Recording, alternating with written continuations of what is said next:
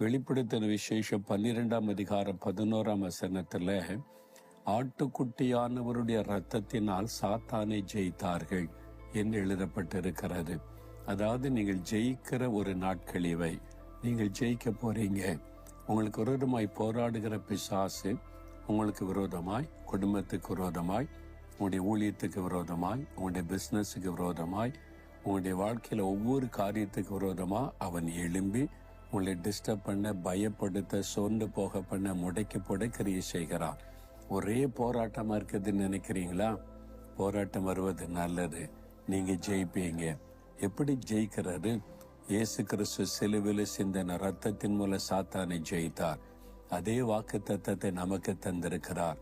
அந்த சிலுவிலை மரித்து உயிர்த்தெழுந்த ஆட்டுக்குட்டியானவராகிய இயேசு கிறிஸ்துவின் ரத்தத்தினால் ஜெயிக்க முடியும் என்று வாக்கு தத்தம்.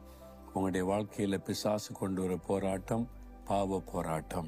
எப்படியாவது உங்களை பாவத்துல தள்ளிடணும், உங்களை வெள்ள தள்ளிடணும், பரிசுத்தத்தை கெடுக்கணும்னு ஒரு பக்கம் போராடுகிறான். இன்னொரு பக்கம் சரீரத்திலே வியாதியை கொண்டு வந்து, பலவீனத்தை கொண்டு வந்து உங்களை முடக்கி விடும்படி போராடுகிறான். இன்னொரு பக்கத்துல பயப்படுகிற சூழ்நிலைகளை ஏற்படுத்தி வேலை செய்கிற இடத்துல, வசிக்கிற இடத்துல பயம், மன அழுத்தம், என்ன செய்வதென்று கலக்கத்தை கொண்டு வர போராடுகிறான். இப்படி எந்த விதமான போராட்டத்தை சத்துரு கொண்டு வந்தாலும் நீங்க ஜெயிக்க முடியும். அவருடைய ரத்தத்தின் வல்லமையினாலே ஜெயிக்க முடியும். அதனால இயேசுவின் ரத்தத்தினாலே ஜெயிப்பீங்க. உங்க வாழ்க்கைக்கு விரோதமாக எழும்பி போராடுகிற பாவங்கள், சாபங்கள், வியாதிகள், பிசாசு கொண்டு வருகிற ஆயுதங்கள் எதுவானாலும் இயேசுவின் ரத்தத்தினாலே முறியடித்து ஜெயிப்பீங்க. சொன்னு போகாதபடிக்கு சிலுவையின் ரத்தத்தை நினைத்து கொள்ளுங்க. இயேசு சிந்தின ரத்தம் அவர் கெத்செமனே தோட்டத்திலே ஜெபிக்கும் பொழுதே வேர்வையின் பெருந்துளிகள் இரத்தமாக கீழே விழுந்தது. அங்கேயே ரத்தம் சிந்தினார். தேசாதிபரின் அரண்மனையில் அவரை அடித்து காயப்படுத்தி சரீரமெல்லாம் கிழிக்கப்பட்ட ரத்தம் சிந்தினார்.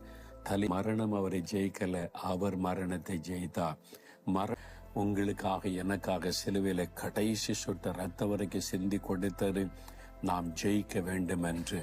அவர் சாத்தானை ஜெயித்து நமக்கு வெற்றி உள்ள வாழ்க்கையை கொடுக்க தன்னுடைய பரிசுத்தமுள்ள ரத்தத்தை நமக்காக அவர் சிந்தினார்.